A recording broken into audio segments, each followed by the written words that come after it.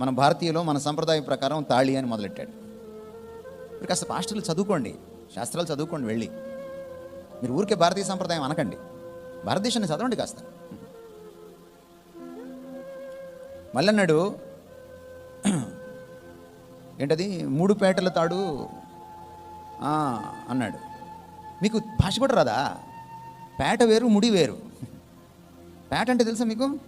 పేంతారే తాడుని 3 తాళ్ళు తీసుకొని పేనితే దాన్ని పేట అంటారు. ముడి వేరు. తాలిలో పేటలు ఉండవు, ముడి ఉంటుంది. మీకు భాష కూడా రాదా? ఏం చేయాలి మిమ్మల్ని? ఒక విగ్రహార్పితమైన అన్య సాంప్రదాయాన్ని తీసుకొచ్చి కట్టుకుంటే కట్టుకో, తాలి నీ ఇష్టం, కట్టుకో, కానీ దీనికి ముడి పెట్టకో. ఇంకా ఏం చేశాడు తర్వాత? తండ్రి, కుమారు, పరిశుద్ధాత్మ అన్నారు. మళ్ళీ ఒక్కో ముడి ఒక్కొక్కరికి ఇచ్చాడు. ఈ ఎంత దుర్మార్గం ఇది! ఈయన అంటున్నాడు, నేను ఎవరితో కలవనరా బాబు అంటున్నాడు ఈయన, ఈ దేవుడు. నువ్వు తీసుకెళ్ళి ఆయన ఎక్కడో కలిపేస్తున్నావు, తీసుకెళ్ళి దరిద్రంలో. ఎందుకంటే మహాపాపం పాతకం ఉంటుందా అంటే కోపం వస్తుంది వాళ్ళకి. ఓ పాస్టర్స్ కాన్ఫరెన్స్లో ఓ పాస్టర్ గొడవ వేసుకున్నాడు నాతోటి,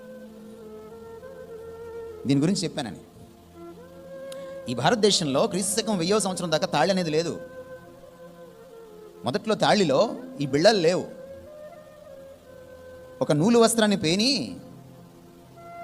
దాన్ని పొడుగ్గా చేసి అమ్మాయి మెడలో వేసి అబ్బాయి అమ్మాయిని ఇంటికి తీసుకెళ్ళేవాడు. మామూలు మనం గేదెలని వాటిని తీసుకెళ్తాం కదా, అట్లా అన్నమాట. అది నెమ్మదిగా తాళిగా పరిణమించింది. ఆ బిళ్ళలు ఏంటో అనుకున్నారు మీరు? అవి వాళ్ళ దేవుడు దేవతల మర్మావయవాలు, జననాంగాలు. వేసుకొని తిరుగుతారా? తెలుసుకోవాలి మనం.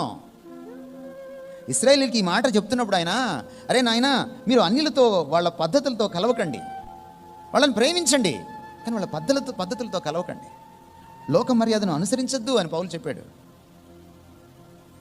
ఈ దేవుడి ప్రత్యేకతను నువ్వు ఎరిగితే నువ్వు కూడా ప్రత్యేకంగా ప్రతి విషయంలో జీవించాలి.